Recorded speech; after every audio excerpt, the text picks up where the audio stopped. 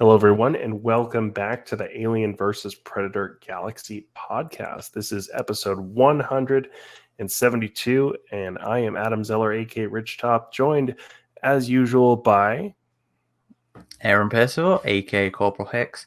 Do I not get your attempt at a thematic little sideline? Fellow engineer on an icy planet, I guess. There's an attempt. We could be Weyland-Yutani Commandos. Okay, sure. Yeah, my Weyland-Yutani ape-suited up squad mate, Aaron Percival. And today we have an interview for you with the head writer of the recently concluded Alien Thaw arc from Marvel Comics. And that is Declan Shalvey. It was really great talking to him about his work on this comic, and he gave us a bit of a teaser on the annual, which just came out, which we've actually just read, and recently we recorded a review on that as well as this arc. Which will be out after this episode. Yes, yeah. So we are recording this a little after the interview and a little after the fact.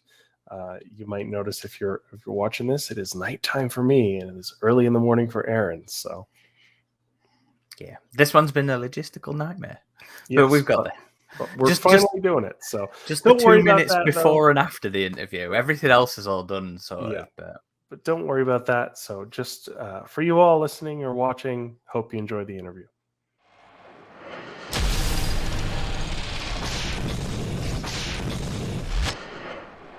So Declan, thanks so much for joining us. First, to start off, can you tell our audience about who you are outside of Alien Thaw, and what do you do? Who am I? I mean, who am I? I'm a guy from Ireland. I have been working in comics for over 10 years now, just crazy. I'm kind of probably more known for the guy who drew Moon Knight, working with Warren Ellis, and they used character design for the TV show last year. So it's kind of like my biggest profile, I guess.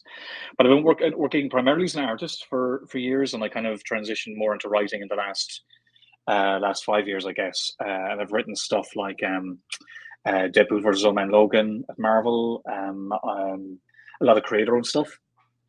And I'm currently writing and drawing a book called Old Dog at Image Comics. But so I've been around for a while doing various jobs. But primarily known as an artist. But in the last few years, writer-artist. And I was, the last thing I was expecting was to be invited on this franchise, which was totally out of left field. But I'm loving it.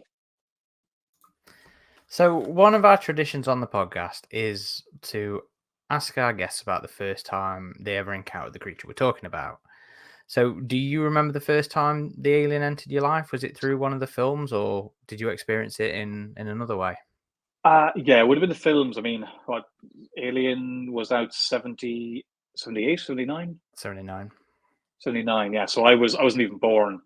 I was born 3 years later. But I remember seeing, clips maybe on TV, or maybe it was on, it was a film on or something late at night, and just like terrifying. Like I was, so I don't remember exactly the first time. I think maybe with a bunch of like young friends, somebody got a copy of it on VHS and was playing with it, but like I couldn't watch it. Like I was just way too scared. So I was aware of the film franchise, but I think I went to go see Alien 4 in the cinema. I thought it was very weird and confusing. So I wasn't really mad to watch any more of it, but it wasn't until years later a girlfriend sat me down to watch Alien, and it blew my mind. Like, I mean, I knew of it culturally, I knew the creatures, but again, I was such a scaredy cat. I couldn't face them until I was in my 20s. But I mean, it's hard.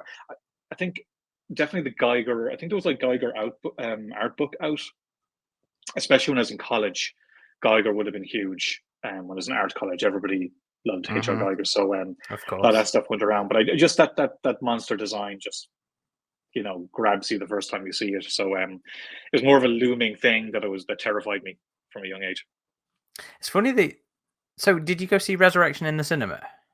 Yeah, yeah. What year was that? Was that 97, 96, 97. 96? It was So I somewhere around was, there. yeah, so it was about 14, 15. Um, and I Oh, don't know you why I went to go snuck see in then. You snuck in, you naughty boy. nobody's paying attention. But I think I have a memory of seeing like the third one maybe when I was younger, but it's a different time. Like back in the day, like so we're roughly the same age, but in Ireland, like you'd catch a bit of a film, but then if you missed it, you'd never see it. Like VHS came around Yeah. then, but it was hard to get it. But in here, we got things years later. If a film came out in the States, we'd get it like 5 years later or something like that. And even at that, again, if you missed it, then you never got to see it. So it's not as easy as now to like just watch a film that came out years ago. Admittedly, VHS became a thing, but there were guardrails around that. If you went to a video place to rent it, like if you were a kid going in there, they're not going to give it to you. So your best bet is to film it off, is to record it off the TV when it was on. But if your parents are around, you can't get away with that either. Like there were more guardrails to that stuff. I think it was, maybe it's just because I'm older, but like I feel that was kind of more exciting. Yeah. Like rather than now where you can literally just watch whatever you want whenever you want. It was a huge. So I taped the special edition of Aliens off of Sky One one year, and then I spent years scouring the TV guides looking for Alien on the various Sky movies, and it was an absolute huge achievement when I found it at like 1 a.m. in the morning on Sky Movie Classics. Set the VHS to the timer to record it, and I could finally watch it. Having only seen Aliens and Alien 3 at that point. So yeah, I totally get you. It was a huge achievement getting all of these things and getting to experience them back then. Yeah, I mean, this isn't the same thing, but I remember being in school when I was, I don't know, 12 or 13 or something, and Under Siege was on TV. And if you're of that age, like the most amazing thing was that the girl from Baywatch took her top off in it. Because as a kid you watch Baywatch and then you hear that's happening, and everyone in the schools, did you see that last? It's stupid because we're all stupid kids, but those were things that happen. You don't have those kind of like I don't want to say like formative moments in your life, but you do remember when things were a big deal because they were one-offs, which is something you don't think about when you're younger, but like now you're like it's I think we do miss those kind of communal experiences for better or worse. Like we don't watch films as a culture anymore. That the weekend something comes out, or the window goes because you're like, I'll watch it in streaming or whatever. I mean, of course, it's brilliant because you can get to watch whatever you want now. But I think something's been lost. But maybe it's good, maybe it's bad, but it's definitely a thing. I feel a lot more overwhelmed nowadays. So I've got choice paralysis a lot. Yeah, you're like, I'm gonna watch a crime movie. You're like, just like, I don't know, not that one. I don't like him. I heard this one's good. Like it's just, and then 15 minutes later, and I still haven't. My dinner's gone cold. And I don't know what to watch. I fall back on an old classic every time as well. So yeah. I'll watch Heat again. No. And touching a bit more on HR Giger, one of the friendly debates on our forums that has seeped its way into our traditional interview questions is about his original alien design. It's widely known that there's a skull incorporated into that original design, and we love to know if people prefer the skull being visible or barely noticeable, as it is in the finished film. So I believe the aliens in your comic do have the skulls that you can see, so it's much more that classic original design. Is that what you prefer, or do you like the more ridged-headed design that we saw in the second film? I like I like seeing the skull, like not all the time, but like I think I only realized in retrospect that the skull was there because in 4 that hybrid kind of has that head. I remember it really freaked me out at the time, but it makes I understand now why that they were doing it, because I'm like, why doesn't it just have a dome? But I see it now. I think it's really cool when you see it. I think we're not we've just strictly used the design from the first film. The was it the what's the term? The big man? No, that's the second Big film. chap. Big chap. Big chap, yeah. So that's specifically the design we've Okay. The used. one from So the that's first film. that's Yeah. a licensing thing then. Interesting. I Yeah. wonder if it's Yeah, like yeah, it is. because I think there's only been one Aliens branded comic under Marvel, which was the Benjamin Percy. That's right. Yeah. So I wonder if Yeah, well, I that's mean, a I cool- don't know if you can show the skull or not necessarily. I mean, it hasn't come up. I mean, it's Andrea drawing it, like, but I mean, I do. I think the skull is cool. Less is more. Like if you see it be like a little tight, like if there's like a light is hitting it a certain way, I think it's cool. I don't like actually seeing it in there, 100%. But I think even Yeah. didn't the first. I think I've seen a couple of covers, Marvel covers, where it's kind of subtly in there. Maybe. Yeah, and that's how I think it was in the first movie as well. I mean, Well, it it's really not just depended on noticeable. how the light was hitting it. Yeah, it was kind of Yeah, obscure. yeah. Which I think is the cool way to do it. But because it is interesting. Like I did try do a cover with the skull in there, but it didn't get through approvals. But I would have liked to have drawn it. It's pretty cool. So that, I mean, that's fair. It's one of those divisive topics. But it's Is one it of those. divisive? Yeah, well, at least on the boards anyway. On our Hmm. little nerdy corner of the internet, it is. I'm pro skull. I find it haunting, the idea of just the empty features. Yeah. But you know, I totally get where people come from as well in terms of the no features at all, so that you know there's no perception at all going off as to what you could expect. Well, I mean, Alien to be. I think it works better seeing the dome and then finding out there's something in there. I think that's really cool, rather than just straight up seing something in Yeah. there. You get both. You get the advantages layers of reveal. Yeah, no, I get that. So while Alien has only been with Marvel a very short time now, you know, nearly 2 years, around about that. Yeah, just over, I'd say, yeah. The franchise does have an extensive expanded universe, though, through Dark Horse old comics, through the old books, old games. You know, it's a big expanded universe, and you have now joined this family.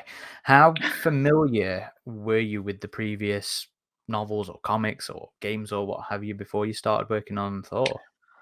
Not at all, basically. Like, I have friends who are hardcore, you know, like hardcore. I was having a drink with a couple of friends when I told them I got offered the gig, and they were like, "Oh, but what about this, that, and the other?" I'm like, I don't know what the hell you're talking about. I had read some comics. I mean, I love Alien Salvation, the Mignola, Dave Gibbons. I mean, that's one of the best comics ever made, I think. Covered by Hollingsworth, lettered by who lettered that? I can't remember. Todd Klein, maybe. But and I think Alien Labyrinth, because like an Irish artist, Killian Plunkett, drew that. So I remember reading that back in the day. And then there's the odd. I mean, I really liked the dark. I kind of pop in and out of the Dark Horse stuff. Because again, I really liked the aesthetic of them, which is why I try. I mean, I don't know if anybody noticed, but like my goal with the Marvel comics was to try and point them back towards the Dark Horse aesthetic a bit more.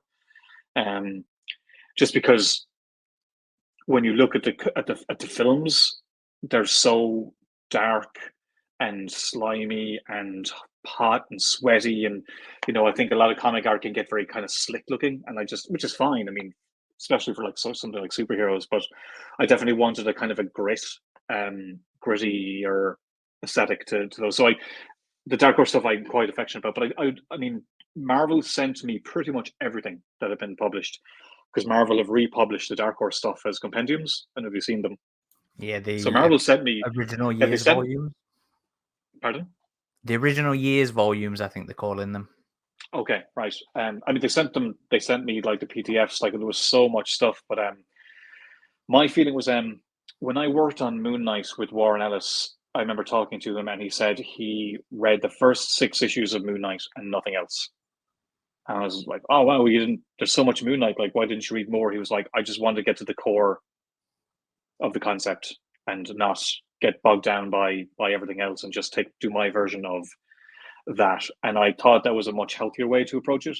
Which is why, like, so not that I ignored everything, but like my feeling was the best way to get to a good Alien story was to just kind of boil it right down to, like, you know, what makes a good Alien story as regards like what fits into the mythology of everything. Because then you can just get lost and all that stuff. Um, Now, as a result, you can come up with something that's been done before, which is very annoying. Mm. But I think it's easier to work with the editors and go like, here's an idea, and they'll say you can't do that because of it's been done here, rather than me research stuff for months and get just kind of crumbled in underneath everything. So I rewatched the first two films because those are my favorite ones, and I watched Covenant just to kind of see the difference between where the Yeah. franchise is now and where it started. And I just kind of paired things. I just kind of made a little list about what I felt an Alien story was first, and then I worked from there and pitched. You pitch Marvel, but 20th also they see everything you do too. So it's better, I feel, to get a slam dunk when you just take the ball, pair things down into a ball, and just try shoot it through the hoop, rather than take a load of balls and just throw them all towards the hoop and Yeah. something hits, which, I mean, I'm sure my worry was that Alien fans would like, I was straight up honest and saying like, I haven't been like a hardcore Alien guy my whole life, because I don't want to make out something I'm not. But I do think maybe a fresh perspective would be something that would be good for the franchise, rather than, to be fair, actually, I don't know if Philip was a hardcore Alien guy, to be honest. I haven't really talked to him, but I don't think you need to be hardcore in order to find a good story. Same with anything. Like Marvel could drop a character in front of me, like they could drop a character in front of me, and I could find cool stuff. If they gave me something like Daredevil, which I'm a huge fan of, I'd find that harder because I love so many of the stories that I'd get overwhelmed. I'm like, oh no, what I do here, and you'd kind of get stage fright. Whereas with something like something that you're not obsessed with, I think you can come in cleaner. And then you always have people who can guide you through things and help you with it, or tell you no, you can't do that. But I felt if I could nail down the core, and if 20th were going to agreed with that, then I thought everything was going to be fine, because it's such a wide universe. There's so much you can do with it. And yeah, I wanted to kind of let my imagination go free, rather than trying to find out what can I do that isn't like this and isn't like that and isn't like this. So sorry, it's my long-winded answer trying to justify my. No, I mean that's fair. I mean, so it's it's trying to purposefully not avoid doing what's already been done in a way.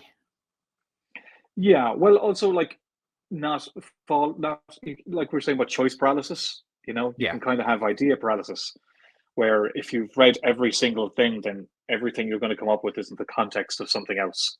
Yeah. Which is very how do I do messy. something new? And it makes Okay. That isn't the thing. That isn't that thing. Or Yeah. that, like how many stories have there been? Like, So like I did have a pitch for one nice story idea, which apparently had already been done. 20 were like, no, we did that in whatever, which is fine, but like, I'm glad I didn't like spend so much time and try step around that idea. At least the idea got shut down because it had been done before, which is fair that's enough. okay. Like, I'm fine with that. I was disappointed, but of course somebody else beat me to it. So, So from a creative point of view, then, from a writing point of view, sorry, specifically, do you think it's a lot harder to work with franchises that have a bigger mythology?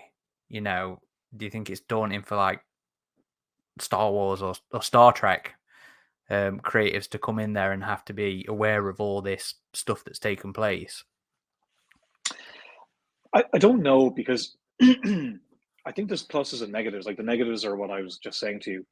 The pluses is a lot of the stuff is figured out already. Can Xenomorphs fly? No, because the rules are in there. Like, the franchise has its universe, the basic rules of the universe, and sometimes it's actually very helpful to just kind of step in and work within that universe. I don't need to establish if they can breathe oxygen, or if humans can, I don't know, have androids in the brain, like any kind of concept, like a Star Trek story. There's so much to it, but the universe is vast. The basic rules are there, so you can work within it.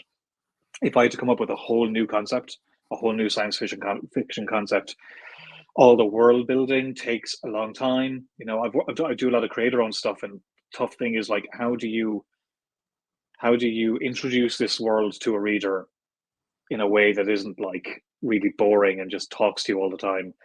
Establish the world, establish the characters, yada yada yada. With something like Alien, you just really need to establish the location and the characters. Definitely, you know, that's the most important thing.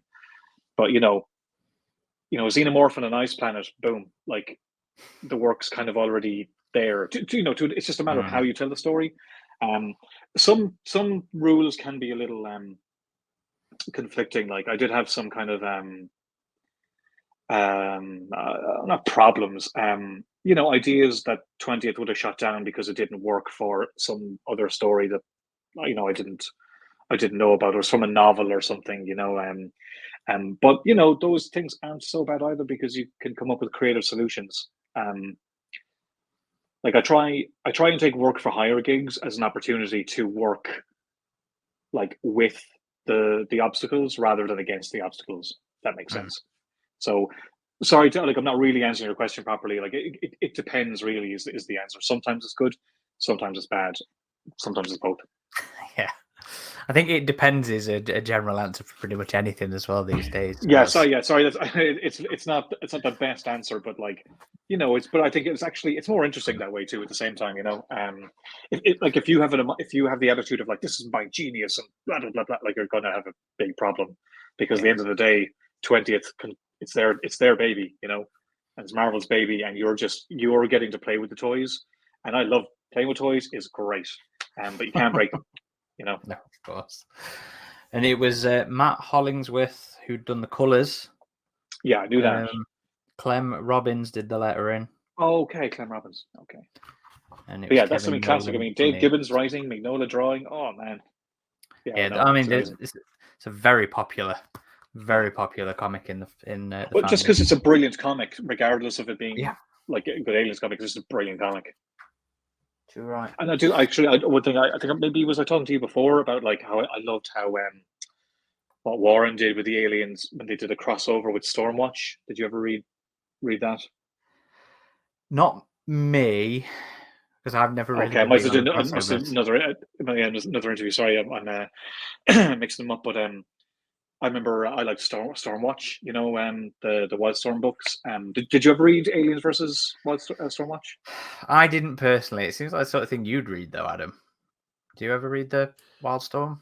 I hadn't even heard of that crossover. Oh man, it's class, because like Aliens versus Stormwatch, huh? Yeah, they were basically Warren Ellis and Brian Hitch were doing Stormwatch, and they canceled the book to do The Authority, which is an amazing book. But there was a crossover, and they used the crossover to end the series. So you have all these characters that they've been writing for years. They bring in the Xenomorph. Sorry, it was Wildcat. Sorry, it was Wildcat. Where was it? Yeah, it was Wildcat. Sorry. It's been years now since I read it. But they used the Xenomorphs to end the book. Like they kill everybody. Which I thought was just such an amazing way to take like one property and another property, which generally a crossover is just going to be whatever, a bit of fun. But like they actually they did something story wise with it where they ended one franchise because the Xenomorphs are so fucking like they're just fucking murder machines. I remember thinking like, wow, like way to take something very corporate but do something impactful, creative. Yeah, I also loved sorry. I was just gonna say, some of the crossover comics are quite wild and interesting. The Superman versus Aliens, I loved that as well. Yeah. I think it was Dan Jurgens and Kevin Nolan and Gil Kane, I think. And I just picked up. I had never even heard of this one before, but Predator versus Magnus robot fighter or something. I did not know that. So I'm like, what is this? I've never even heard of this character. So it'll be interesting moving forward with Marvel, having the license now, because they're already starting with Wolverine, and we'll see what they do next. So, well, I think it's smart that they didn't really do anything yet, until now. Yeah. Like, they had to give it time to breathe on its own. Exactly, and it would be very easy to just jump right into the most obvious thing, like everyone, like I've talked to Ed and like Alien vs Predator. and Andrea's asked about it, but like I've no idea what Marvel are planning or what they aren't planning. But if they do something like that, it's got to be earned. You can't just start it and just kick it off. But no, I know. I think Marvel have plans with Alien stuff now that I think they've established what their book is, which I think is smart. I think it would have felt cheap if they just straight away did like Avengers versus Aliens or whatever. Like they had all those covers teasing it though, so they gave us an idea. Maybe down the line. Well, they gotta tease you, don't they? Like yeah. But yeah, we're hoping for AvP as well. I know it was in their initial press release when they got the license, and is it? Yeah, next year is the 20th anniversary of the original film, so we're hoping it'd be a good time to start it. But I'd kill to do it like that would just be because I'm not a massive Predator fan, but I saw that when I was younger for sure, and I love the Batman, the old who did it, it was Andy Cooper drew it. I think it was Dave Gibbons wrote that as well, actually. Batman versus Predator was one of my favorite comics. Oh, it's brilliant! The first one in particular is especially good. Yeah, it's class. But yeah, I mean, anyone like killing to like. I'd love to do Predator, but like, it's a mate of mine. Like, and I'm fucking happy for him to do like class stories. But that's one thing I did think when I got the Alien gig. I was like, man, every writer friend I know probably hates me right now because I just know everybody wants to do that book. Well, we're happy you're aboard now. Oh, say, and say no more. But speaking of that, like we said, Marvel's had the series for 2 years or so. With 3 series from another writer.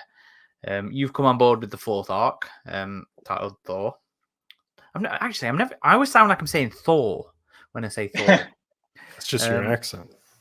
Yeah, maybe that's that Nottinghamshire farmer accent. Yeah, the English people are the worst at speaking their own language. Like, but we Irish overpronounce certain consonants, but the British don't pronounce their own consonants half the time. No. I mean, isn't it a thing that the Americans speak closer Queen's English than we do, or something like that? Yeah, probably. Like we got some bad accents here too. Yeah, whatever. Like you wouldn't think it's spelt the way it's said. Yeah. Do you know what it is? It's your language, so you can do whatever the hell you want with it. Like we gave it the world; it's ours. We can butcher it all we want. So you're on board with the 4th arc, and you're coming back for a 5th. So here's the big question: How did you get involved? Am I not the 5th? I think it's 4 before me, isn't it? No, so it was Bloodlines, Revival, Icarus. Yeah, and then there's Thor. Okay, all right. I thought there was some between Icarus. Oh, you're right, actually. Yeah, sorry. Okay, for some reason I thought there was a second arc to that, but no, I was wrong. There was an annual. There was one confused. And there was a one-shot that Benjamin Percy did. Okay, right. Yeah, no. It's probably because I was in the weeds. I think during the 3rd arc was when I got started, so I just kind of got my head down. So sorry. Your question was how did I get? How did you get involved with Alien then? How are you the one? I was. It's a good question. I'm not really the one to ask because I just got an email asking did I want a writing gig. Basically, it was Sarah Brunstad is the editor of the 20th line, and she said like would I have any interest in writing Alien, and I was like what, why me? I could think of so many people who would do a good job, but we'd worked together on she was the assistant editor on Immortal Hulk, if you've ever read that. It's a brilliant book. But I wrote and drew a one-shot annual, not an annual, but it was like a one-shot 30-page Hulk story. And she was the assistant editor on that. So we worked together on that. It was like a year previous, but and I really enjoyed it and it went really well. And yeah, she seemed, and it was kind of a horror story. So I guess she felt from working together on that, she felt I'd like have a good handle on, writing a horror book. And yeah, and she was, I mean, we just kind of talked over rough thoughts originally, and we were just really on the same page. I think she appreciated wanting to have a good visual sense for a lot of it. And what maybe was, what was kind of lacking or unexplored in the universe. And she's a massive like aliens head, so I was just hoping she wouldn't think I'm a fraud, but yeah, I guess I think it's the one thing you got to love about good editors is that they can see something in somebody and give you an opportunity to kind of like step up and try something. Because I've only for Marvel I've like I wrote and drew that Hulk story, and I've done bits and bobs here and there, but um to take on like a franchise isn't something I've been offered before. So it's really exciting and really terrifying, especially like I said, because so many of my friends or like Matt, like because like I've worked on stuff on superheroes that people love, and that's fine. Like I kind of understand that, but there is like such a passion for Alien that is like more intense than any superhero stuff. Um, so I was probably more scared about it, but no, I have to credit Sarah for kind of taking a chance on me, and not only that, but like being really really accommodating and encouraging for like things I wanted to do, or goals I had for the book, for what it should feel like, what it should look like. And even the upcoming annual is, I don't want to give it away, but there's something really weird. There's something different about the annual. Um, that was actually her idea. It wasn't even something where I'm like, can I try this? She was like, you could do this. So she's not somebody who's holding me back from ideas. She's actually encouraging ideas. So a different type of editor would make it a very difficult experience, but she's just been brilliant. On the topic of ideas, something we're personally always curious to hear about is how the story changed. I mean, if at all, from your initial concepts to the finished pages. Did you find the direction had to be changed at all while you were working on Thaw? Thaw, a little bit. Let's see, how can I dance around this? So I had an original pitch for Thaw, but I knew I'd have another arc afterwards, and I felt as I was kind of working on the characters that there was more to mine. So I started thinking about the next arc. Sometimes you don't know if you have one arc or two or whatever, so you have to wrap it up in 5. And knowing I had a little bit more room, or a little bit more, of a runway in future, and again, I have to thank Sarah for this, because I kind of switched it, but halfway through, not totally, but I just added another element, which was regarding the submorph, kind of the winter xenomorphs. Basically, I had an idea with that, and it complicated the story. And thankfully, Sarah and 20th worked with me to kind of work out what I was going to do in future, and then kind of retroactively come back and make sure it worked within Thaw. Because you send an outline basically whenever you pitch a book. You're like, here's the rough story, but ultimately it did veer off a little bit. But it wasn't 20th stopping me. It was my own, having another idea and seeing if we'd make it work. And thankfully, we were able to make it work. And I think it's adding a little bit more mythology to my overall run, which is cool, and it's the benefit of working in one universe on more stories. Like you can do a mini series, but like the series we're doing now, Descendant, like is definitely linked to Thaw, and that's because the editor and 20th worked with me. So there was a good few changes here and there. Sometimes there's a change because, like, I think there was one thing recently where 20th said no after they'd said yes. So I kind of had to. There's a little bit of that, like like you said, you can't break the toys. 20th own it, so it can be a little bit difficult sometimes. But again, like I said, you can get some creative decisions. But yeah, the biggest change was because of me. And I caused myself a massive headache, but I'm glad I did, because I think overall it's going to be much cooler. So is that the name of the arc after the annual Descendant? Descendant, yeah. Oh, okay. I don't think we heard that before. Yeah, I think I can say this much is there's a ship called the Descendant, and it lands on a lands in a place. I just don't know how much way to how much. Well, you've read Thaw. Can I give it away? I don't know. Is I it don't- set on the same planet? Yeah, it is. Yeah, it Okay. is. Okay. Interesting. So, yeah, years later, this ship, the Descendant, goes to this planet, and yeah, and if you've read the annual, which you will have read before Descendant, you'll realize there's kind of more to it. There's more to what was on the planet than we necessarily knew. And if you go back and read Thaw, I think you'll realize that too. So that's what I was talking about. Was I wanted to seed some stuff for Descendant, but I meant making sure I planted things in Thaw. And yeah, it's all coming together now, which is very satisfying. Yeah, well, Nice. yeah, always is. Yeah, we'll be looking forward to that. And speaking of these new aliens, one of the interesting elements. Well, actually, hang on, sorry. Before you go there, while we're on the topic of things that have changed, you mentioned an earlier pitch that was poo-pooed because something similar had been done. Can you tell us what that initial pitch was? Yeah, I think so because can't use it. It was going back to Hadley's Hope years later, and in search for. Yeah, my rough idea was somebody goes to try find the Queen in orbit. My thinking was that she's simply flying around because she's not going to run out of oxygen, you know. So they go back there, and while they're there, they go down to the planet, and then there's a whole bunch of like irradiated xenomorphs, you know. But yeah, apparently that was done. Like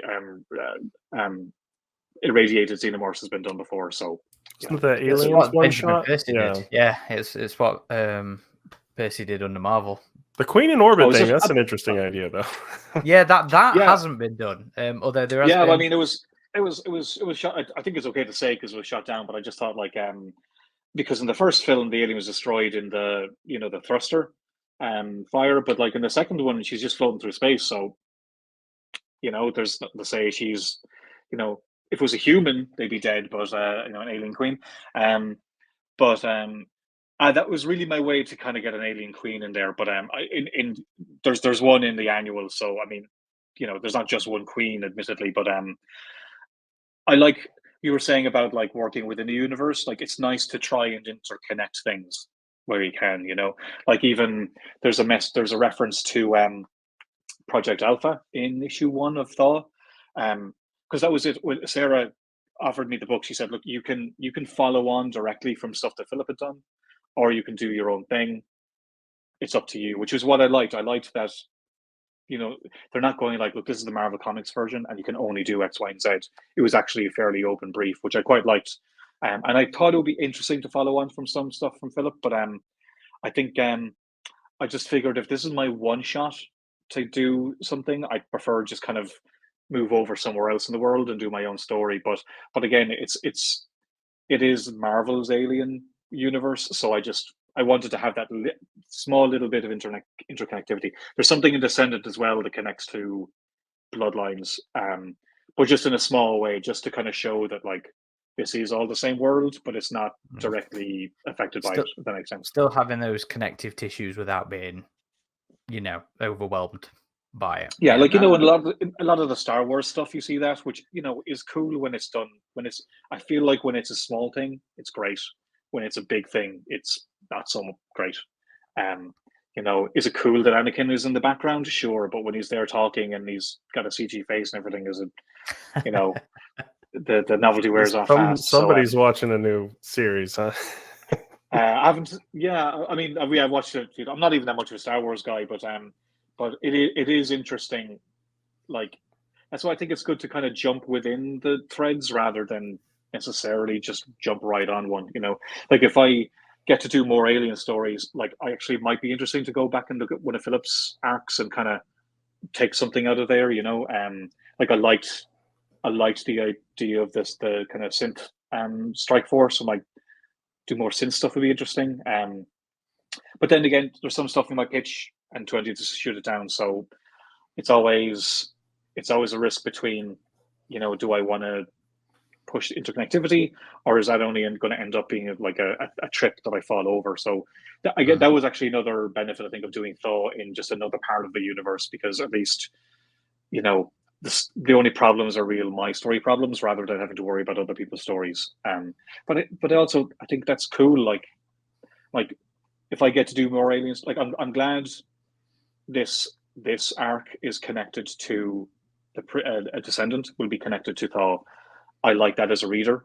I like feeling that there will be kind of a through line, but also it's cool that I could just go somewhere else and do something completely different. So that's the benefit of the world, is that you can take the stuff that's there, or you can just do something totally different.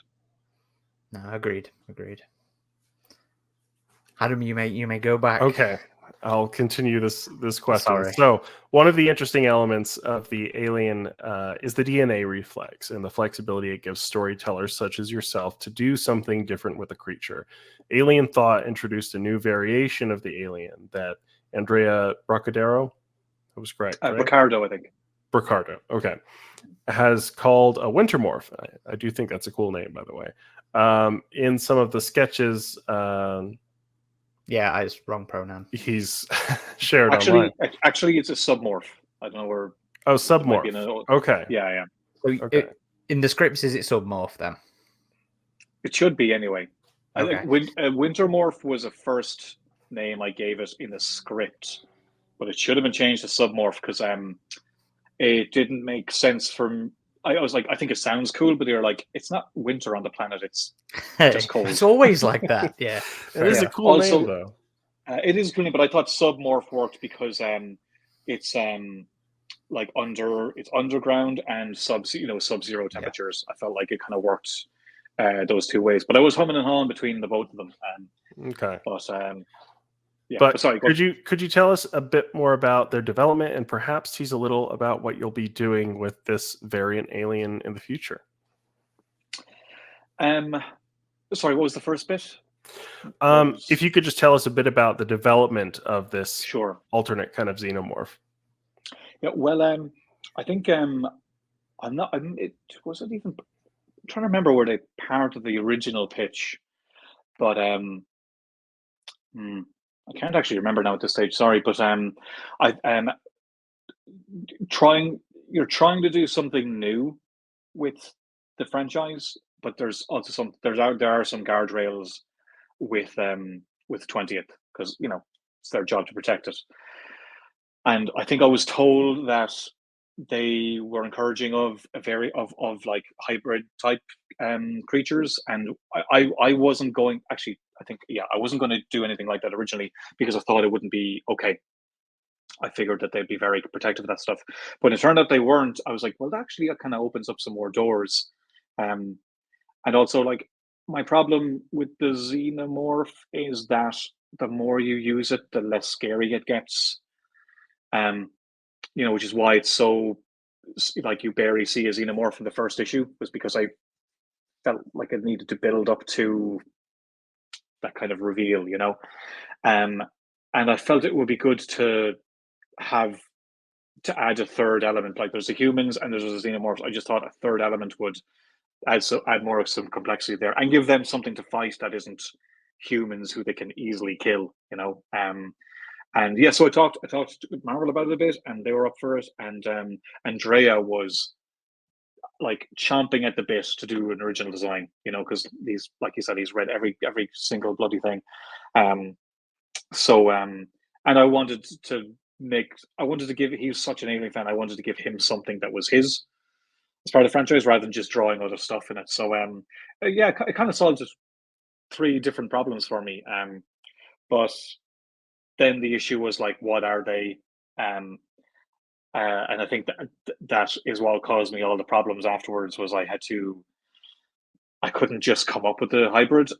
Me and 20th, it's not, you can't tell from reading it, but like I had to justify every single development stage of how these things worked. Part of me is kind of like, look, guys, they're monsters with acid blood. Do we really need to like work out all the development and the minutiae? But they were like really hardcore about it. It's like, how does this work? How does that work? You don't have to explain it all, but we need to know exactly how it works. So there's a few hoops that was the big thing that threw me. Like, I have to try work that out. But yeah, I think I wanted I wanted a third element to surprise the reader, which is why I was trying to not mention it at all until the issue came out, because it's hard to surprise the reader, especially when they've read so many alien stories. It's funny you saying that, because I think it wasn't mentioned in any of the solicitations, and it was just something we were sort of commenting on. It's like, okay, the facehugger looks a bit different here. Okay, is this going to be something? Good. I wasn't sure because it's white, and I wasn't. Yeah. I wanted the reader to not again, you want to seed stuff, but you don't want to give it away. So my thinking was, well, they might just think because it's frozen, it's white, but let's make sure it's very white, just so there's something up. That's the fun of writing stuff. Sometimes is your job is to basically manipulate the reader into thinking things, and then you realize the thing that you thought it was is something else. Which was challenging to try and make sure you were seeding it all without giving it away. Mm-hmm. But it wasn't part of the original pitch. I think I had written issue 1 before that came up. So I had to kind of go back and make sure it all worked. And I think, if I'm being honest, I think the art had been done for issue 1, so we couldn't really do anything. Well, we couldn't. I didn't want Andrea to go back and to do more work, just because I had a different idea. So my solution was make the facehugger white, because 1, I don't want you to change anything. 2, I think it'll be fun to just kind of not give that away so much, So it's, again, these are all kind of I wish I could say I'm a master planner and have everything worked out in this giant dartboard, but what I do is basically I'll know where everything will end, and I know how we'll roughly get there. But for me, a lot of the fun is just writing the scripts and writing yourself into a corner and then trying to kind of get your way out of the corner. But again, I'm really glad that Sarah was so accommodating to she could have just said look, the outline's the outline, so just write what you said. And she'd been totally within her right to do it, but she was like, no, that's a really cool idea. Let's try it. I suppose perhaps, these being more limited runs probably gives a bit more freedom in terms of from, an editor perspective, because you've not got an ongoing that's 1,000 issues in with 1,000 issues more coming to, take into consideration. So in some ways, working on stuff like Alien might be a little bit more liberating. I think so. If you're doing a superhero thing, then you've got to know exactly where it's going and what's going to affect the universe. And Sarah does all the 20th stuff, but they're all very different books. There's Planet of the Apes and Predator and whatnot. So I do think it's good. I mean, I personally like having your little silos of stories. An AvP thing would be cool, but I'm glad that I don't need to worry about what Ed's doing in Predator. Yeah, that's going to affect my book. It's actually very liberating, because I don't need to worry about who Spider-Man's dating or anything like that. I think there's a benefit. There's good and bad about having short arcs. I think, I do think it would be cool to have an Alien book that just goes on. It would be I'm interested in this. What's his name? Who did Fargo? Who's doing the new series? Noah Hawley. Yeah. Noah Hawley. How did I forget that? I'm very interested in what he's going to do with the TV show, because it's it's not a done in one story. It's going to have another narrative. I'm way more interested in that, because it's going to the construction of it is going to be different than a film. And I think you could do that in comics. If the sales were there and everything was fine, I think it would be cool to do an Alien book that is where the characters, they could die, they could not die, but there would be real repercussions. Whereas you can kind of do that a bit easier with the shorter stories. Yeah. I do think it would be cool to have something like that, but I think at the same time, the miniseries means you can just kind of have a new take every year, and I think that does keep things a little fresh too. I mean, the closest we ever came to a real ongoing arc was in Defiance. That was the Brian Wood and Tristan Jones. Oh, that's right. Yeah, for Dark Horse. Yeah, and some of the artist whose name. I guess you could say Life and Death and Fire and Stone as well, because that was a pretty big crossover event. But I always felt like Defiance felt like a TV show. Yeah. Especially as it got towards the later issues, because then you did have the varying artists. So it felt like different directors, different cinematographers working on it. And it was an interesting style and feel to it. But then it completely petered out. Unfortunately. Well, there's that risk too, like, you know. I mean, I do like we could have I remember when we were doing Descendant, we could have like maybe brought on a different artist, but like I'm glad like Sarah wanted to keep Andrea on, and it was like I said, there's connections to Thaw, so I'm really glad that we'll have that consistency. I know I've said I'm popping in to do the art on some of it, but at least I feel like at least it's more contained creatively. That it's just me and Andrea, even if I'm doing some art. I feel at least it's still just the two of us, and there's something kind of cohesive about that. Actually, I'm working. He's done a cover for one of the issues. I'm coloring it tonight.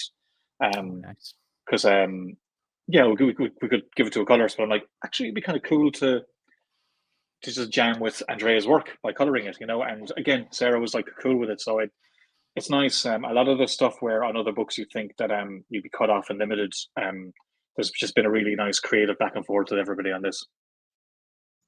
Yeah, that sounds unusual, not the norm. Are you having a better creative experience with that kind of stuff?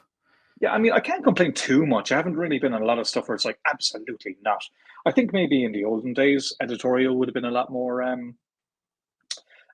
more guardrails with that kind of stuff. But I mean, if I don't know, I think Sarah trusts me enough to know that I'm not gonna, like, if I'd never colored something before, like me drawing and writing, drawing and coloring the backup story, or not backup story, it's a flashback.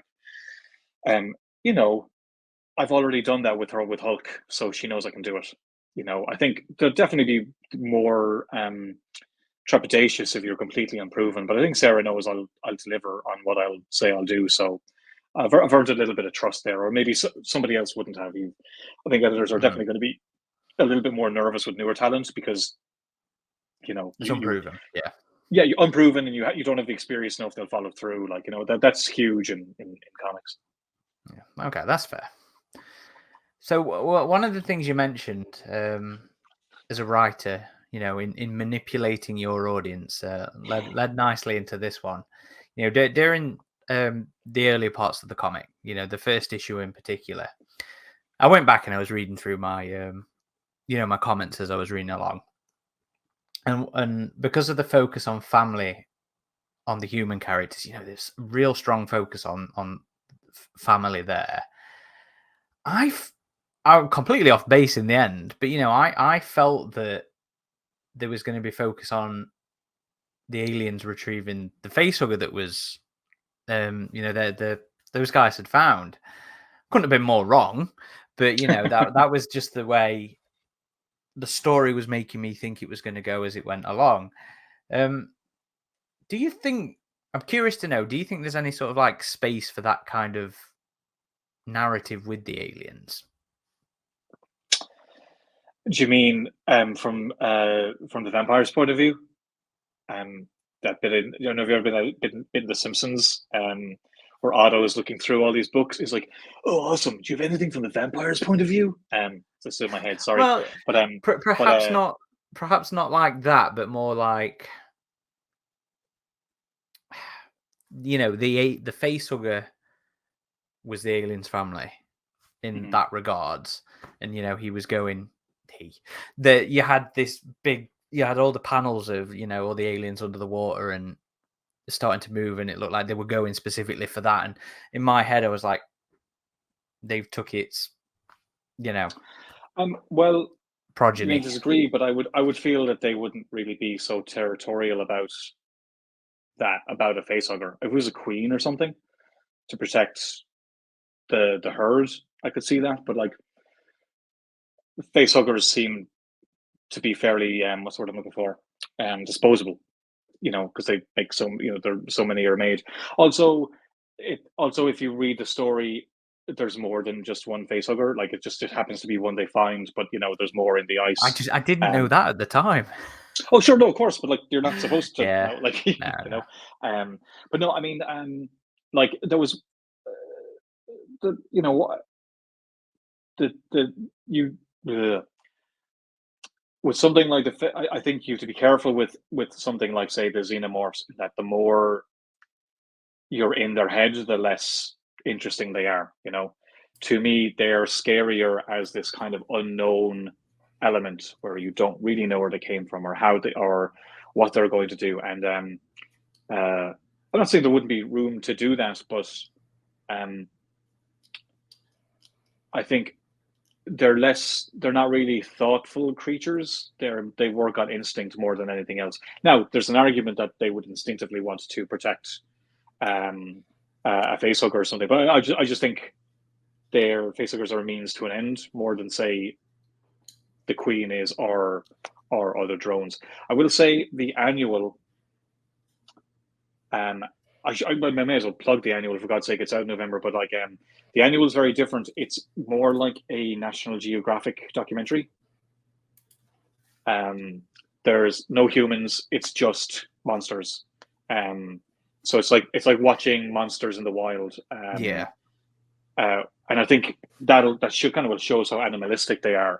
But that's kind of what I did. I did want to do something that was more, kind of just like a monster mash, but at the same time, because that's just cool. I mean, you don't really get to see it. One, Yeah. Two, I thought it'd be. I was gonna say it's not something that you see very often, and I suppose for good reason to not overexpose them and stuff like that. But it's one of those ones where, because it's so infrequent, when we do see it, it's kind of like a little bit of an event. Yeah, true. Like, I mean, you don't really see it happen that way. Maybe I guess actually Alien versus Predator is a little bit like that. But since I have this foil for the aliens with the submorphs, I really wanted to just like go to town on it. Also, do a story that doesn't have any humans in it. Because we were saying about family earlier, the important thing for me is making characters that you care about. Is the most important thing. Xenomorphs, of course, they matter. It's called Aliens, of course, it matters. But like, unless you care about the characters, you don't. Why would you care if they die?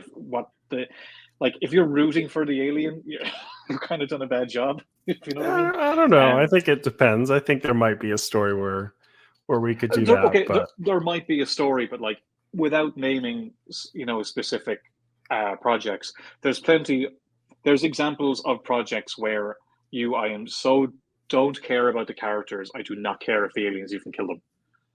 It's just like this character's an idiot. I don't care, and it just becomes a futile exercise. You need to care about the characters, and I talked to Sarah about how aliens kind of set up a family at the end of the film with Hicks and Ripley and Newt, and then that just basically got undercut for the third film. And it would be interesting to see that dynamic, even if it's not those characters, but see that dynamic in the franchise. Feels like there was something kind of they could have done. So that's why I lean so heavily. I just wanted characters you would care about. That the aliens, you don't want the aliens to kill them, but if it happens, then you're going to be upset about it. But also, that not necessarily be what kills them. So it's again, it's an exercise of like. It's so often my problem with a lot of films, TV, or comics is that I just don't care. I have no reason to care. So like I said, I'm not saying rooting for the alien. Like if you really hate a character, of course you want the alien to kill it. like Wendell, for example, that's in Thaw. Like you want him to be killed, and I tried to kill him in the most horrible way I could. I love that. Jump out a window, injure yourself on the way down, and you're fucked. It was I just very like well deserved. Also like not being able to move, and like what's going to happen. He knows what's going to happen, and just with him lying in the ice and the face hugger fingers come over. I just remember I thought of him like that's fucked. That's cool. You want that for that guy, because he's such a piece of shit. How fun was Wendell to write, by the way? Great fun. I mean, like I know he's effectively this Paul Reiser-esque character because it's a tough thing again. When you're writing something that's part of an established franchise, you want to kind of give the reader enough of what they know without just recycling the same thing again. Like I was worried about having Marines in there because I'm like, that's been done, but I felt like the Marines aren't the focus of the story; they're just another threat level. I don't want to just you don't want to just remake the same. Like it's easy to forget about it now, but like Aliens is a very different film to Alien, very different. Like when you look at it, it took the concept and pushed it places, and the problem is either pushing it too far or just recycling it back. So finding the balance between those two was my main worry. Was like, giving the reader enough of a rope to hold on to. Is like, I know what this is and I like this, without like it just leading to exactly the same place. So my worry was that the Wenzel was just going to be Paul Reiser, but I don't think he is. Like he's much more of a He's not smarmy. He's charming. No, he's not charming. He's definitely smarmy, but he's also very upfront. Whereas like Paul Reiser's character was manipulative, and Wenzel isn't. He's very clearly is what he is, and he's actually not. He's not even a real. He's cocky, and he's what's the word I'm looking for? Yeah, I can't think of the word. Sorry, I'm a professional writer. I can't think of a word. But he's at least he is exactly who he is, and there's no pretenses about it. But he's also a piece of shit. Like that's fair. I will say, you telling me that the double-sized annual coming up is like more of a monster mash, though. Like we don't see that very often, and so that makes me even more excited about it. So I would even say also it's silent. Ooh. So there's no the only lettering in it is like monster sounds. So there's not like narrative going on while the monsters are fighting, because Dark Horse did that a few times too. So yeah, that sounds awesome. Yeah, well, I should say it was Sarah's idea to do a silent issue, and my thinking was it's not a David Attenborough documentary where it talks over. There's some of those documentaries where it just shows the animals, and I just thought it would just kind of be cool to just let it. And Danny Earls is the guy who drew the annual, and as I said to him, he's like, oh, this is so good. He loves Alien. He was delighted to work on it. I'm like, the downside is this kind of rests on you. Like I've written it in a way where it should work visually. I'm an artist, so I feel I have a good sense of that. Whether or not there is dialogue or narration. But like, I love silent comics. I think they're fantastic. And if we've got a really good artist, it's just a different experience, Narration sometimes can just feel like a crutch leading you on. Whereas like Danny like really brought his A game. It's nuts. There's some weird, crazy monster stuff in this, which again is something I hadn't seen. Clearly it's been done before to a degree, but it was just a nice space to do something a little different between the two arcs, which are more of a larger narrative going on. This has a specific narrative that kind of sets up the next arc, but also ties back to the first one. I'm looking forward to that one. Actually, quite. Me too. I'm looking forward to what people. I think people might love it and hate it. I'm not really sure, but I think it was a fun experiment. We'll find out soon.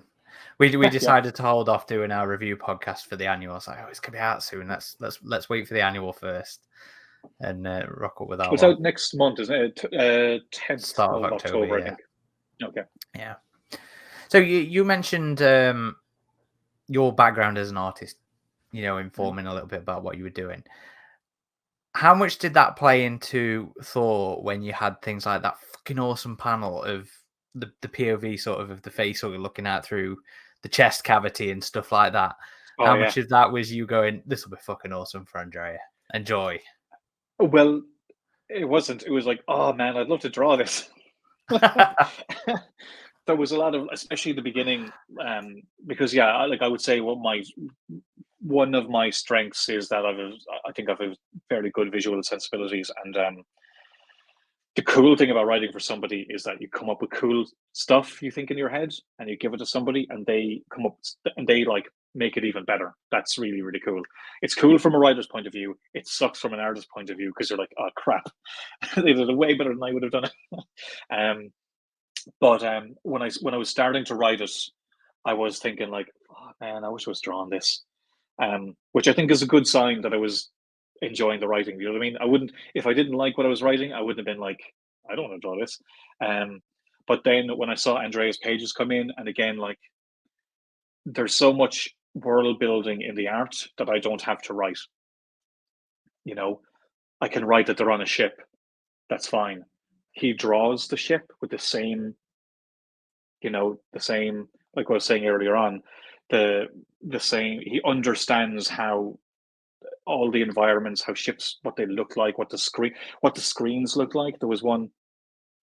Remember, Trina colored it, where he had written in it's kind of he'd drawn in these like block letters like in film.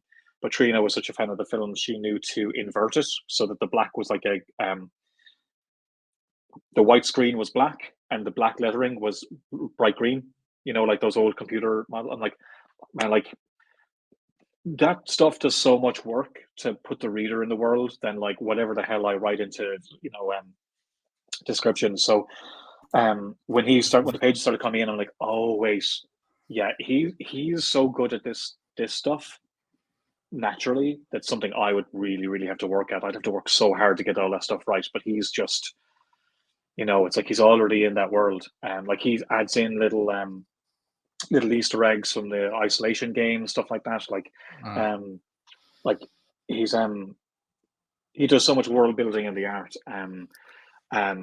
And I do try and keep in mind, like, I want to make sure he's got something cool to draw, something that isn't just consoles and corridors, So yeah, that moment of the chest burster coming through the chest, something just popped into my head. I'm like, that would be cool, And I'm not saying I'm original. I'm sure lots of people do that, but I do think it is one of my strengths of like, this will be a cool, well, one, for the artist to draw, two, and also because he wants to draw a lot of this stuff. He wants to draw facehuggers, but you can't litter the thing. Like I said, less is more with a lot of this stuff. So it's knowing to give him enough stuff to keep him challenged and entertained, but also the reader too. Like, I mean, yeah, hopefully he likes drawing that panel, but I'm hoping the reader was like, oh man, that's fucked up. Yeah, that's what you want. I think that was a reaction to a lot of Thaw was, oh man, this is fucked up. Oh, cool, good. in a good way. I think no, that's my favorite things. Or when again, it's hard when you're writing it to have it like to step back and objectively look at it and go, is this good? Is it, like, you can't really know. I think it's good, but also I'm not the best judge of this stuff. I just know it is. All I can do is try and make the thing that I really wanted to make. So when I was first asked if I wanted to do Alien, like, is it exactly what I had in mind? No, because I couldn't have imagined Andrea as the artist. Is it better than what I had imagined? Because of Andrea, definitely. And did it tick the boxes of all the things I wanted to do on the book? Yes. So, like, creatively, it's been very, very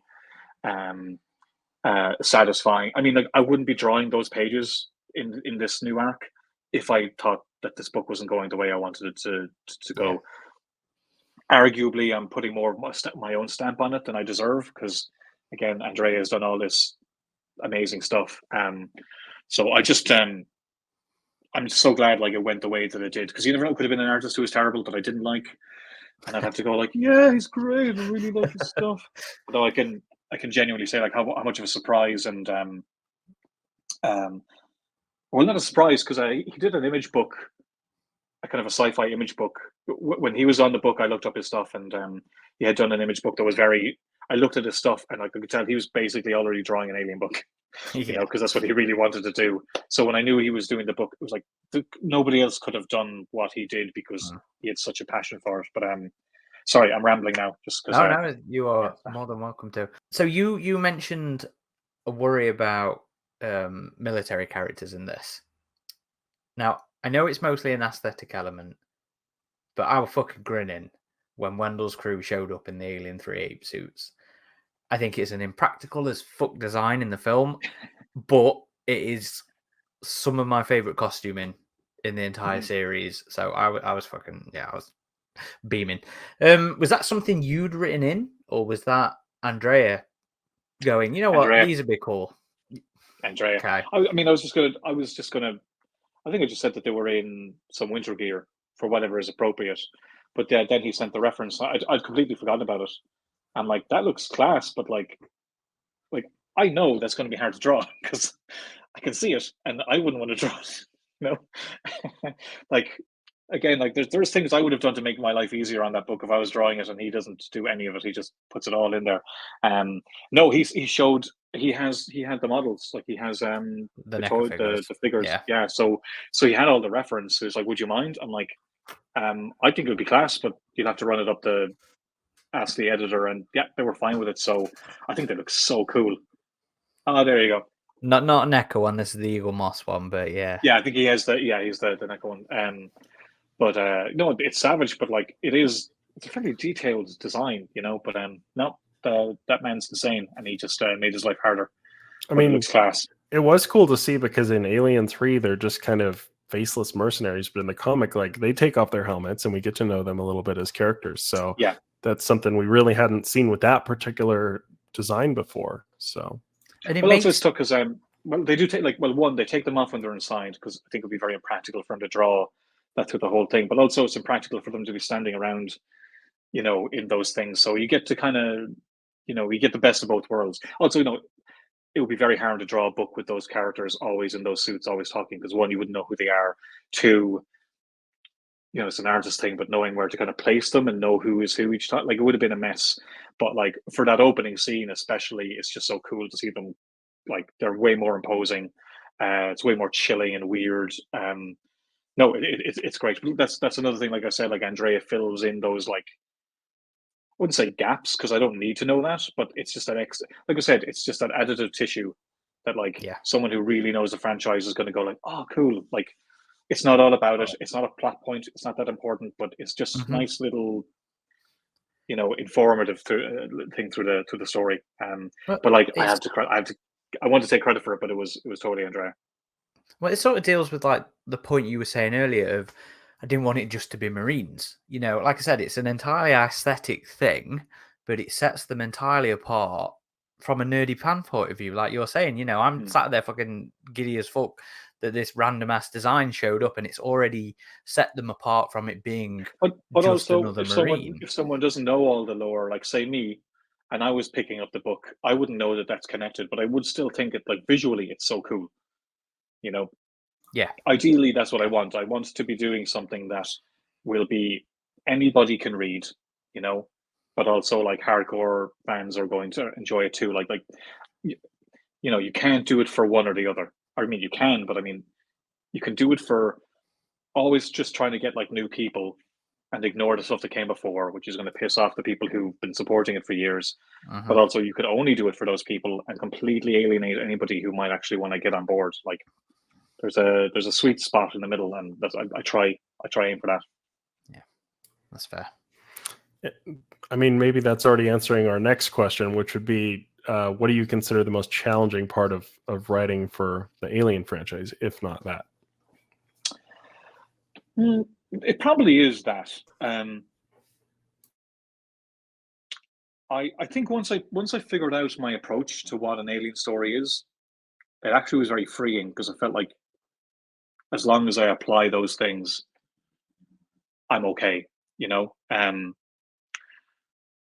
like I had an idea for a second arc that ultimately changed into what it is now. But I'm really glad that I did that. But I like you can kind of go anywhere and do anything again as long as I feel that those like rules are consistent. Because I wouldn't want to rehash this one all over again. I'd want to do something different. You'd want to go different places and do different things.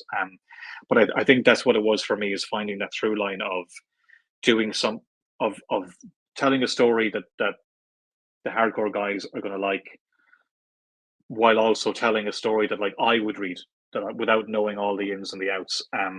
No, I guess I accidentally answered the question with the last one. That's probably it. I think, because you can go anywhere and do anything, but unless you're, yeah, no, I think that's it. So I'm over answering the answer. I think that it is finding the sweet spot between the long-term audience and a new audience without ruining the concept. And we haven't really had the opportunity on the podcast to speak to any of the writers since the Disney merger. I was curious as to your experience working with 20th Century Studios on the Arc. Are they heavily involved with Marvel? I mean, from what you said, it sounds like it's been fine working with I guess mainly through the editor, and they work with them, or yeah. Well, basically, like I would say, I haven't really worked with a licensor like this before, so I would say that it is like it can be a little bit difficult, is the word I'm looking for. Yeah, it can be a little bit difficult in just that like hurdles will pop up where you're not expecting them, or if you think hurdles will pop up in one place, they don't. They hop up somewhere else where you weren't. But generally, like I work with the editor, Sarah Brunstad, and she will go to 20th and get their notes, and then she'll add her notes. And so it's a fairly streamlined process where instead of like, say, I get notes from my editor and then I do those notes, and then she sends it to 20th, and then they have other notes that could be conflicting. She does a really good job of making sure everything, it all makes sense. And then I'm doing another draft. Yeah, it can be a little bit challenging sometimes because stuff will pop up that I'm not expecting. But again, I try take those as opportunities to work with restrictions rather than work against them. But I would say they're heavily involved. Like I said, the creation of the submorphs, they got very involved in that. That was a lot of back and forth. And they're very protective of certain elements, but they're also very open in other elements too. So it's it can be a little confining in some places, but then surprisingly very open in others. So I try to just kind of work with that. But again, I think Sarah makes it all a lot more manageable. That if it was a different editor, it might be a total mess. So I really appreciate that, because I don't really want the headache. I don't mind challenges, but I don't like headaches.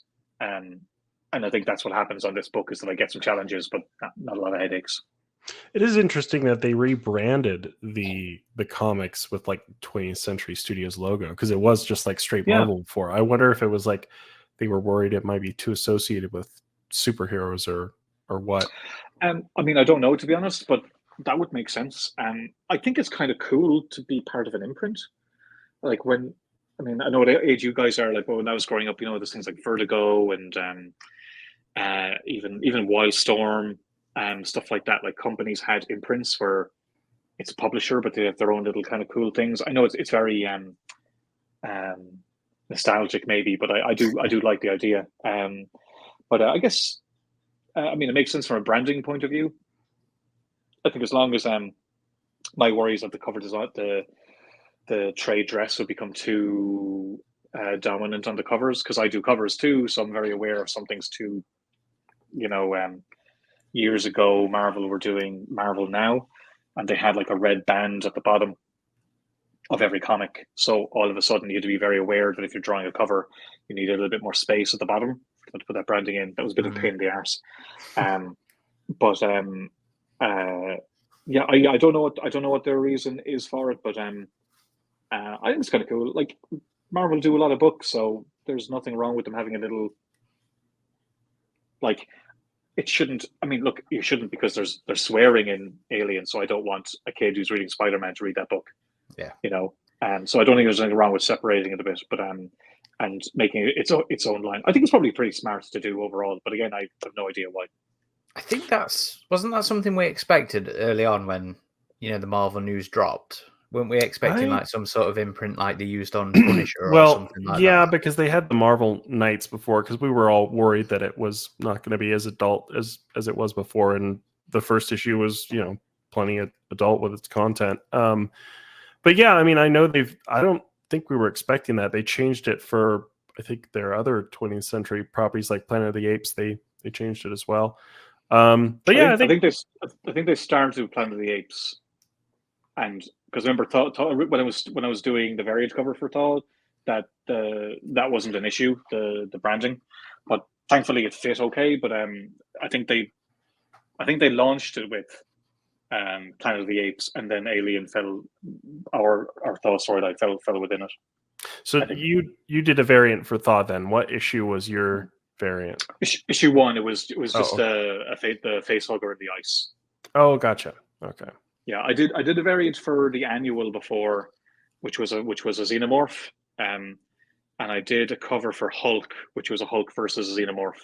So I've drawn them a couple of I draw them a couple of times. It was a lot of fun. Although man, it's tough getting the reference. Again, I don't know how I do know how Andrea does it. He has all of the figures. But I was drawing something last night for a layout for one of my pages, and like it's a lot of work trying to find accurate reference, some reference that doesn't contrast with other. Like the Queen was really tough for my cover, because it's all like people do different versions, and then people do incredible molds that look like they're from a film, and then it's not accurate to the. Oh, it's the whole thing. That's why I'm glad I'm not drawing the actual book. But where was it going with that? Sorry. Oh yeah. So yeah, the temptation was for the first cover to do like a cool Xenomorph or something, but Deke Ruan was doing such a good job with that, and I just thought like just a cover with the face hugger would be really cool. It was actually one where it looks like it's kind of trapped in ice, doesn't it? Yeah, it's just straight on looking at it, and it's in the ice. I think it's important if you're doing a variant cover that it doesn't look just like the main cover. And Deke Ruan was really selling that like Xenomorph in the ice concept. So I thought that's such a cool piece as well. It's his stuff is so good. So it's like, you know what? I'll do the face hugger because it's an important story point, and the only person who actually knows that is me, who's written it. Nobody else knew that yet. So that is kind of the fun of being an artist working on a book that you're writing. You can kind of like what I'm doing at the moment. Like I'm just drawing stuff I'd like to like. That's not really a spoiler, but there's like an alien egg that they find in the first issue, in my flashback, and man, I just really liked drawing the egg. It was fun. I like drawing all the vines and the goop, and Here's a question then, because this came up recently when on one of the socials, and I can't really remember what it was, but it was like the relevance of cover art to what's actually inside. Mm-hmm. So how, as a cover artist, how much information do you give your cover artists? That's not really it's not my bag. That's up to the editor. But like, say, Daniel Warren Johnson has done a cover for the Alien Annual. So the editor might have reached out to him and say like, hey, would you like to draw an alien queen? And he probably went, yeah, that'd be cool, and drew an alien queen. I knew the story. So my alien queen like takes place like the way I drew it is it could have been a scene from the comic. I have that advantage knowing that, we hadn't even been solicited at that point. I was working so far ahead. But like, I think it's more down to the regular artist to do a story relevant cover. The thing with a variant artist, I think generally is what looks fucking cool. Like a variant cover needs to be something. I don't think it needs to attention grabbing. Yeah, it's the cover A. The main cover should be a story related cover as much as possible. What was it? Who's drawn the what was his name? Oh, I know, it was a friend of mine. Why can't his name's escaping my head right now? It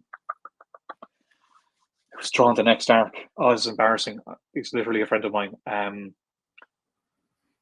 Oh, crap. I hope he doesn't fucking see this. Covers. Yeah. It's I remember his girlfriend's name. I know his name. He's the artist of King Spawn. Oh, this is embarrassing. He did Nightwing. Javi Fernandez. Javi Fernandez, yeah. So it's such an Italian name. They all kind of like clog up in my brain sometimes. But like his covers are very story related. When you see them come out, they're they do tell the story in a cool image. Variant covers, I mean, I just think they need to be cool, to be honest. Part of them, I mean, they can be story related, but I don't think they have to be. Personally, I think if you're a fan, you just want to see a cool shot of a Xenomorph by your favorite artist. You know, I guess sometimes it's good to get like a good mix, because yeah, we saw that in the earlier Marvel arcs. You would have variants that this is just a cool looking alien picture, right? But then like with the second art, you'd see other depictions of the story that was going on with some of the variants. So I personally like a mix. Again, like, yeah, I think a mix is best. Again, sometimes it can be that like you're working so far ahead of the story stories can change. So if your cover is very specific to a story that isn't necessarily written yet, you just have like, because I do lots of variant covers, and sometimes I'll be told what the story is from the solicit. I'm like, okay, cool. But it might not match up by the time the book comes out. Or sometimes you're getting it from the script, which is more accurate, admittedly. And sometimes it's just like, hey, do you know this character? I'm like, yeah. They're like say I did I think a Ghost Rider cover is coming out soon. I've no idea. I didn't know what issue it was for. I didn't know what the story was, but I really wanted to draw a badass Ghost Rider, you know. So it can, like I said, a mix is best. I don't think there's a rule one way or the other, but I do think for the sake of practicality, sometimes it's easier just to get a badass image. And you know, you might have somebody scheduled for issue 2 and they're not getting it in time. So maybe the one you had for issue 3, move that up and give the artist who's late more time. You know, sometimes stuff like, don't get me wrong, I'm not speaking for Sarah, but as somebody who's worked, you know, I put together my own creator-owned books. I mean, that's definitely happens sometimes, where the guy who you asked to get in on this date doesn't have it, but you already have art for the next one. So you're like, okay, well, I'm going to save my ass here and swap them in. It happens. Yeah. Okay. Fair. Now, that's actually everything from Adam and I. But before we let you escape, we did have some questions from community members. You know, people on our forums and socials and stuff. So first, we have a couple of questions from Jacobo1122. He asks, with icy Arctic settings and aliens being frozen in ice, I got a strong Carpenter's The Thing vibe. Was that, well, how intentional was that? Regardless, this setting felt fresh in the alien story and fits very well. Guilty as charged.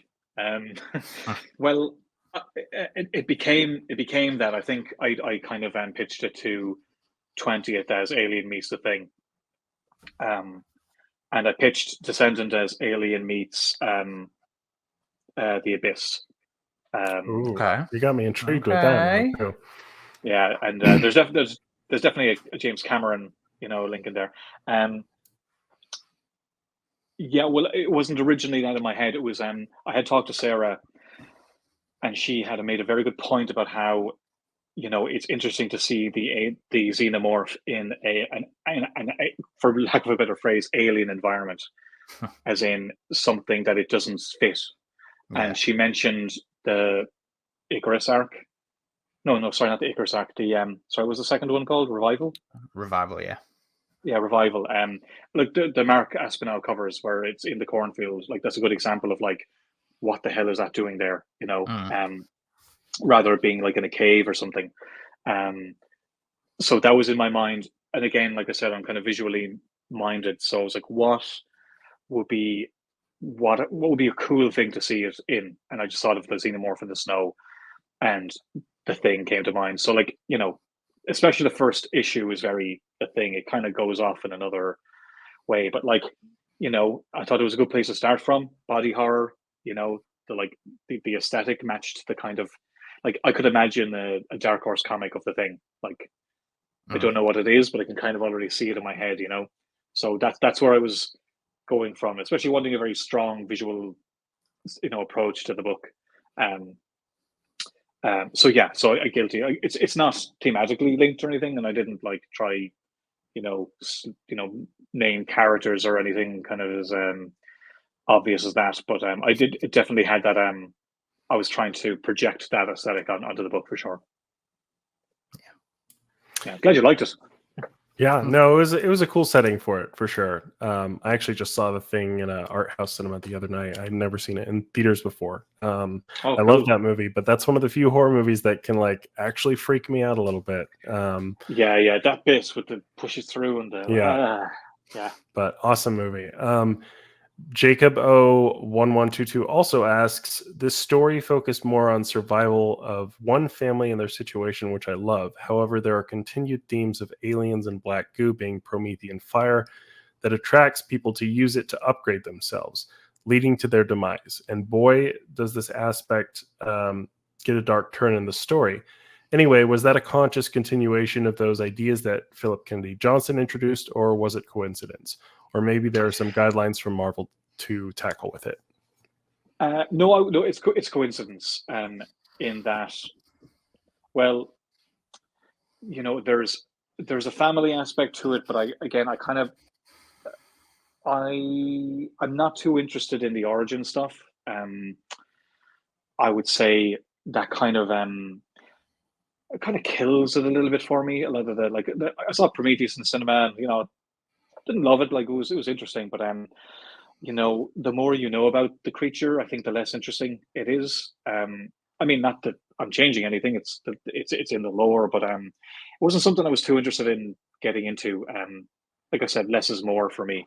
It was more. I would say I was trying to tie it more like I said in Aliens, there was a family aspect that could have gone into the next film and didn't. But also you can't really get around the maternal themes to the concept. I mean, it's just it's baked into the original film, and dived into more in Aliens. I didn't want to like totally get into that because it has been done and whatnot, but I felt like the family and the link between the mother and daughter, and and the not link between the father was just an interesting thing to play with. But yeah, no, it wasn't that wasn't deliberately connected to Philip stuff or anything deeper. I just wasn't too interested in this story, at least. I mean, maybe if it goes other places, that might be something to kind of get into. But no, I was just more keyed in on the family relationships, really.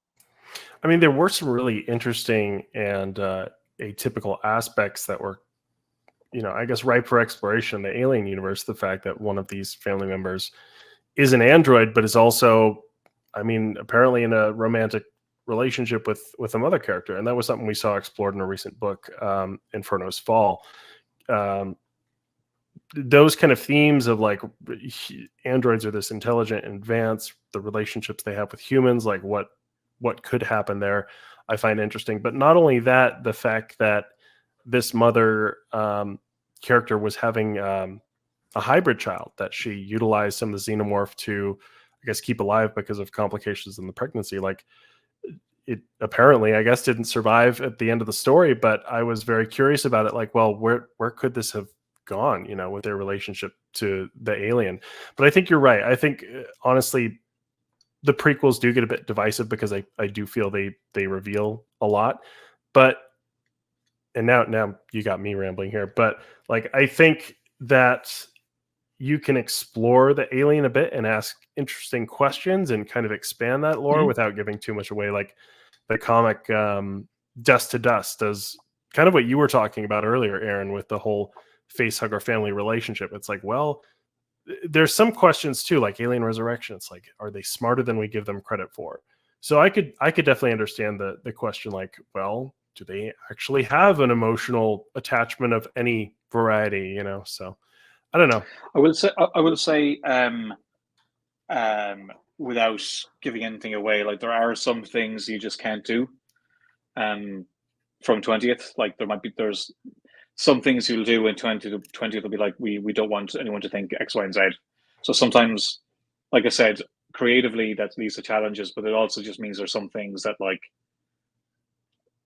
ideas that might be interesting that 20th won't let you go anywhere near. Like that's happened a few times. And again, like I said, I try to roll with it, but sometimes there's reasons stories don't happen. It's because 20th don't want people to go there, which is, again, it's their characters that can do what they like with it,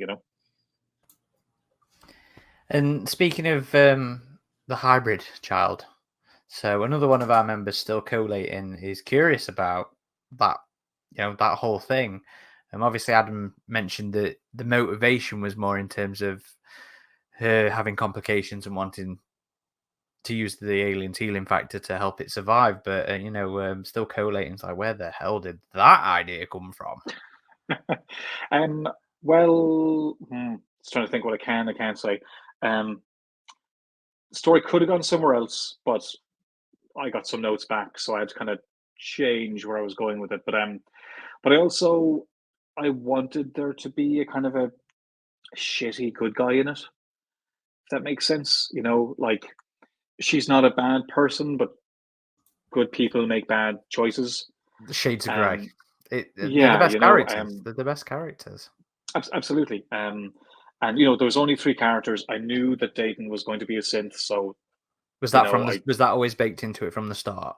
Yeah. Okay. I think from the very start. So it was a matter of like revealing little little bits. I'll actually say the no, I don't. Okay, I'm not going to say. Sorry, I don't. I was going to reveal something from Descendant, but it's too far away.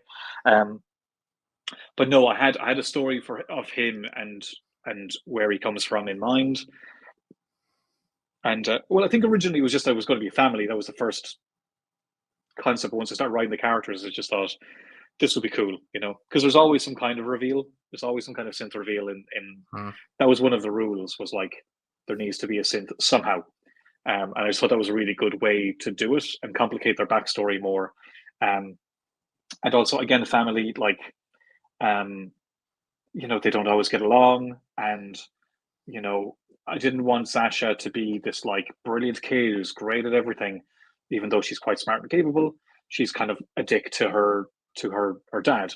And we realize he's not exactly her dad, but he kind of is at the same time. And with Batcha, brilliant scientist, genius, loves her daughter, but yes, she's doing the research to treat the child, but also, is also fairly a ruthlessly kind of self-serving character too. I think her motives weren't completely altruistic, and she suffered the price for it. And that's not to torture a horrible character or anything. It's just shades of grey are more interesting to me, and I want you to like characters that aren't necessarily good people, and maybe not like characters who are good people. I think is more interesting. And and again, like we were saying before, like the maternal aspect of like motherhood and whatnot being such a part of the lore. I just felt there was complications there to deal with that were just more interesting than them all being a happy family necessarily. So it did go dark. And I will say I didn't think 20th would let me do what happened in issue 4. Declan, I spent the most of issue 4 with the O face. I was sat there reading it, just like. Brilliant! That's great. I love hearing that. That's excellent. Because you do so much stuff, and like people can be so nonchalant about what you're doing. Like the fact that good. I'm glad. I mean, I will say when I was writing, like that scene, I was kind of like cringing. I'm like, I don't know. But I thought, you know what, this is good. If I'm feeling like this, then the reader's going to feel like that too. Yeah. And I like stories. I like stories that don't end with a bow wrapped around them. Like the end of Thaw, like Sasha escapes, so that's a happy ending. But like, is it everybody else dies miserably. Corpse just floating around there somewhere? Exactly. So like, something bad has to happen to some people, and like I actually was thinking, did I end that? Was that too happy an ending? I'm like, Jesus, no! Like, plenty of bad stuff happened. But I think, and I also think it was I was trying to write a maternal character that isn't like she's not just about her maternity, that she's more complicated than that, and makes a lot of bad decisions. That's fair. Speaking of the end, what the hell was his real name? You'll find out. Oh, okay. Oh, Okay. Well, that is it, actually. We're all tapped out of questions, but is there anything you'd like to say, any anecdote or thought that we just haven't given you the opportunity to with any of our questions so far? No, I think that's been an exhaustive session. That's the way we like it at AvP Galaxy. You got everything out of me, and I nearly got revealed like way more about the next arc than is appropriate. But no, thanks so much for the interest, guys. I'm really glad you liked the story. I was quite the superhero stuff. I know way more, but like the stuff that I tend to write, like my creator and stuff, is a bit leans on the darker side. So I felt like this was a really cool fit for me. Yeah, like I said, I'm glad with how it came out, and I'm very glad that, like, I don't really read reviews, but I did read the reviews for this book, and they all seemed really good. So I'm just relieved. Yeah. So thanks very much. Yeah, no, thanks for your work on it, and thanks for joining us. We really apprecited having you. Indeed. Oh, thanks so much, man. And tell Marvel that you're liking it, so I can keep doing more. So you're only scheduled for the one arc with Descendant now. Yeah, I'm wrapping up my arc on Descendant, and I'm not sure after that. So we'll see. Okay. It's not that I'm not. I just don't know yet. But I'm hoping so, because yeah, it's just been the last year of this stuff has been so much fun. Okay, cool. So everybody go blast Marvel socials. Do it. Is there any socials, any websites that you'd like to direct people to? Oh, any sure. other series or projects? Yeah, thanks very much. At Declan Shalvey is my Twitter and Instagram. I also have a newsletter, Declarations, where in the last one I showed my first page of Alien. Like I'll sneak little stuff in there that nobody sees publicly. And yeah, I have a book coming out at the end of this month called Old Dog, which is a kind of a spy sci-fi thriller. It's a series of Image, but the collection's coming out on the 20th, so that's kind of the thing I'm banging on about. It'll be the month before Aliens out, actually, the trade. So yeah, I'll have 2 cool books out in 2 months. So but yeah, check me out. Cool. I don't know anything cooler to end that with. Sorry. No, that's fine. We can snip it there, and we'll go into our wasn't Declan cool stuff. Okay, cool. Right, I'll tune in for that bit.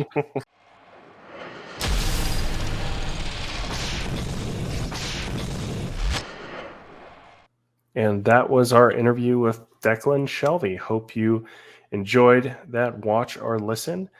We always enjoy having the creatives on that have worked on these franchises, especially the ones we like, the pieces of media we like.